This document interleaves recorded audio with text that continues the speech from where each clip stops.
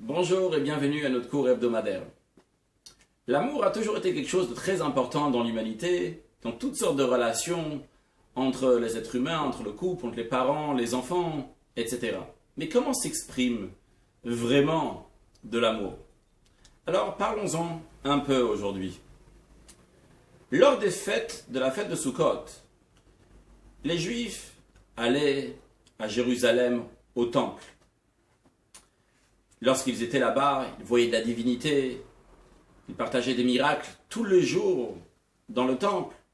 C'était une expérience extraordinaire, un épanouissement spirituel que les Juifs vivaient chaque année, plusieurs fois par an, lorsqu'ils allaient dans le temple. Après la fête, ils repartaient chez eux. Nos sages disent, le dernier Juif, celui qui habitait le plus loin, arrivait chez lui à la maison, à côté du fleuve de l'Euphrate, le 7 Rejvan, 15 jours après la fête de Sukkot. Cette semaine, la paracha de Lech Lecha. Lech Lecha, le message de Dieu à Abraham, le premier juif, qui lui dit « Va-t'en de ta terre, de ton pays natal, de la maison de ton père, vers la terre que je te montrerai. » Comme vous le devinez, ce sera la terre d'Israël. A priori, ces deux notions sont contradictoires. D'un côté, on a le fait que le juif part du temple, part de Jérusalem, il va chez lui à la maison, à l'extérieur même d'Eretz Israël. C'est possible qu'il habite à côté de Fat, qui est loin de la terre d'Israël. D'un autre côté, Lech Lecha veut dire va vers la terre d'Israël. Le message de Dieu à Abraham, d'aller vers la terre d'Israël. Comment concilier ces deux notions? Eh bien, il existe deux notions, deux manières d'exprimer de l'amour. Une manière, c'est « je t'aime ». Une deuxième manière, c'est « je suis une seule chose avec toi ». A priori, vous allez me dire, c'est juste un jeu de mots. Mais non. Il y a une grande différence. « Je t'aime », c'est-à-dire que je t'aime, je profite de toi, c'est agréable d'être avec toi et je veux rester à côté de toi. Par contre, je suis une chose avec toi. Ce qui est souligné ici, ce n'est pas moi, c'est toi. Ce que tu as besoin, je suis là pour toi. Quand est-ce qu'on va voir la différence? Les conséquences seront lorsqu'il faut partir. C'est-à-dire, si la personne que j'aime me dit « j'aimerais que tu me fasses une faveur, s'il te plaît, j'ai besoin de quelque chose là-bas », si je l'aime seulement, eh bien, comme mon profit c'est de rester à côté d'elle, je ne voudrais pas partir au loin. C'est mon aimé, je veux rester avec. Par contre, si je suis une seule chose avec elle, ce qui m'intéresse, c'est ce qu'elle veut, cette personne veut, elle veut que je vais là-bas, mais c'est avec plaisir, bien sûr. Je suis là pour elle, à son service. Ça ne veut même pas un sacrifice, c'est avec plaisir que j'irai à tel endroit au lointain pour lui faire du bien. Et en étant là-bas, je ne serai pas séparé. Je suis une seule chose. Je fais sa volonté en étant toujours là-bas.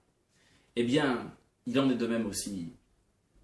Lorsque le juif était dans le temple, lorsqu'il était à Jérusalem, il voyait la divinité. C'était un plaisir personnel. Ils étaient là-bas et avaient des moments extraordinaires. Mais lorsque le juif repart chez lui à la maison, il repart dans la vie ordinaire, dans la vie de tous les jours. Il n'y a rien de spécial. On ne voit plus de miracles, on ne voit plus de divinité. Et pourtant, là-bas aussi, il continue à servir Dieu comme dans le temple. Il fait tout ce que Dieu lui demande, avec joie, avec plaisir, avec énergie, avec bonne humeur. Eh bien, à ce moment-là, il montre son unité avec Dieu, pas seulement son amour de Dieu. Lorsqu'il était dans le temple, c'était son plaisir, l'amour personnel du juif. Il a un plaisir d'être avec Dieu. Par contre, lorsqu'il repart chez lui à la maison et il fait ce qu'il faut, là, il fait plaisir à Dieu et il montre son attachement avec Dieu de manière très très forte. Il en est de même dans la paracha de Lech Lecha. Ce que Dieu dit à Abraham, Dieu ne lui dit pas, la terre d'Israël c'est une terre extraordinaire, ce qui est vrai. La terre qu'on chérit, la terre qu'on aime, que Dieu nous a donnée, qui ruisselle du lait et du miel. Dieu lui souligne, va-t'en, d'où tu dois partir? De ta terre, de ton pays natal, de la maison de ton père. Il lui dit, Sors de ce que tu étais jusqu'à présent.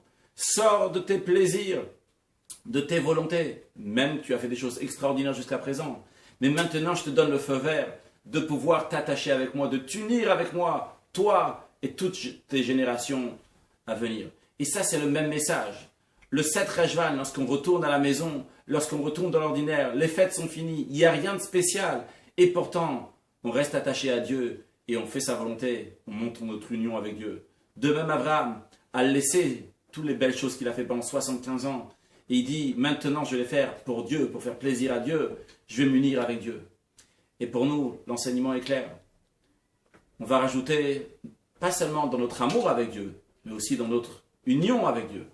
Et de même, dans la vie de tous les jours, entre nous et nos amis, entre nous, notre couple, notre femme, notre mari, nos amis, eh bien, rajoutons pas seulement de l'amour, mais de l'union avec l'autre. Réfléchir pas seulement comment je peux profiter de l'autre, mais surtout, qu'est-ce que je peux faire pour l'autre?